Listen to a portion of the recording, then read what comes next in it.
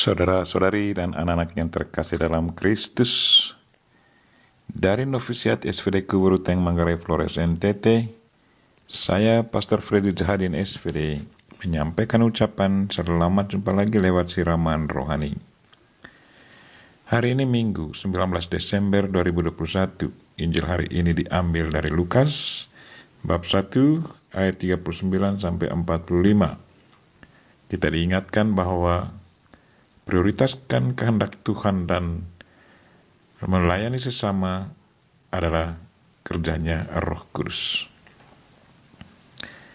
Marilah kita berdoa memohon penerangan Roh Kudus. Dalam nama Bapa dan Putra dan Roh Kudus. Amin. Tuhan dan Allah kami, puji dan syukur kami aturkan kepadamu karena Roh-Mu selalu menghidupkan dan menggerakkan hati kami. Kami mohon, gerakkanlah hati dan pikiran kami untuk selalu prioritaskan kehendak dan rencana-Mu dan selalu sensitif melayani sesama dalam hidup harian kami. Tuhan, utuslah Roh Kudus-Mu, terangilah pikiran dan hati kami, agar sabda-Mu yang akan kami dengar dapat kami pahami dengan baik, dan isi pesan-Mu dapat kami hayati dan amalkan dalam hidup harian kami. Doa ini kami sampaikan dengan perantaran Kristus Tuhan kami. Amin. Tuhan sertamu dan sertamu juga. Inilah Injil Yesus Kristus menurut Lukas. Dimuliakanlah Tuhan.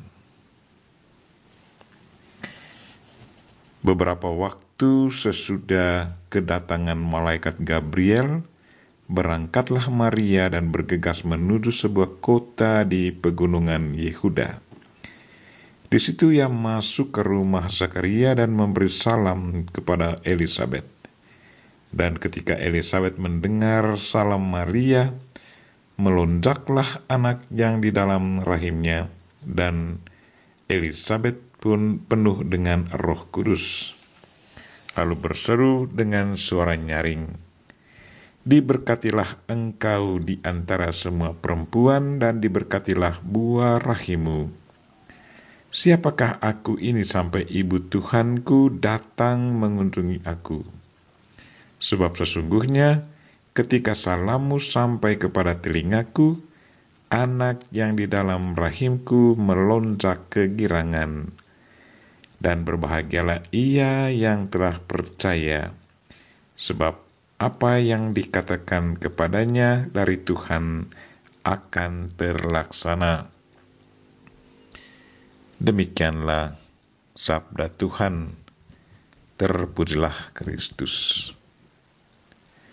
Saudara-saudari dan anak-anak yang terkasih dalam Kristus, tema renungan kita hari ini ialah prioritaskan kehendak Tuhan dan siap melayani sesama adalah kerjanya Roh Kudus. Ada 3 sifat yang dimiliki seseorang kalau ia sudah dikuasai oleh Roh Kudus. Yang pertama, ia hidup untuk Tuhan. Ia prioritaskan kepentingan Tuhan daripada kepentingan dirinya sendiri.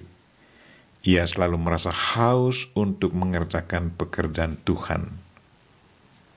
Bunda Maria, setelah dipenuhi oleh Roh Kudus, ia pasrahkan dirinya secara total kepada Tuhan dan dengan tulus proklamirkan kepada Tuhan, "Aku ini hamba Tuhan, jadilah kepadaku menurut perkataanmu itu." Maria menganggap dirinya sebagai hamba Tuhan yang kewajibannya hanya menjalankan pekerjaan Tuhan. Tuhan menjadi prioritas utama dalam hidupnya, bukan dirinya. Yang kedua, barang siapa sudah dipenuhi oleh Roh Kudus, ia akan selalu prioritaskan kepentingan sesama daripada kepentingan dirinya sendiri. Sesudah mendengar bahwa Elisabet lagi mengandung di masa tuanya, Maria tidak lagi berdiam diri.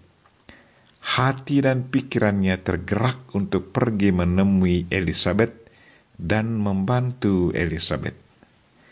Maria turut merasakan apa yang sangat dibutuhkan oleh Elisabet.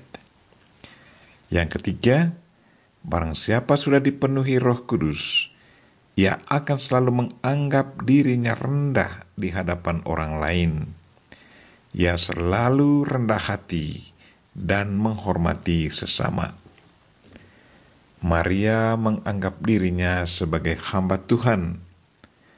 Hamba berarti orang yang tidak punya hak untuk protes, tetapi punya kewajiban untuk mengerjakan tugas tuannya. Sesudah dipenuhi oleh Roh Kudus, Elisabet berkata kepada Maria, "Diberkatilah engkau di antara semua perempuan, dan diberkatilah buah rahimmu. Siapakah aku ini sampai ibu Tuhanku datang mengunjungi aku?" Elisabet merasa begitu kecil di mata Maria. Itulah buah Roh Kudus. Orang menjadi rendah hati dan selalu melihat diri sendiri kecil di mata sesama. Bagaimana dengan kita? Apakah Roh Kudus juga selalu memenuhi hati dan pikiran kita? Marilah saudara-saudari dan anak-anak yang terkasih, ikutilah teladan hidup Bunda Maria dan Elisabet yang selalu rendah hati dan sensitif untuk menolong sesama. Kita berdoa semoga Tuhan selalu menggerakkan hati dan pikiran kita untuk berbuat baik dan prioritaskan kepentingan Tuhan dan sesama dalam hidup harian kita. Kita mohon Santa Elisabet dan Bunda Maria untuk senantiasa mendoakan kita. Amin. Marilah kita mohon berkat Tuhan. Tuhan sertamu dan sertamu juga. Semoga saudara sekalian dan mereka-mereka yang kita doakan pada hari ini dan segala aktivitas kita sepanjang hari ini dilindungi, dibimbing, diberkati oleh Allah yang Maha Kuasa, Bapa dan Putra dan Roh Kudus. Amin.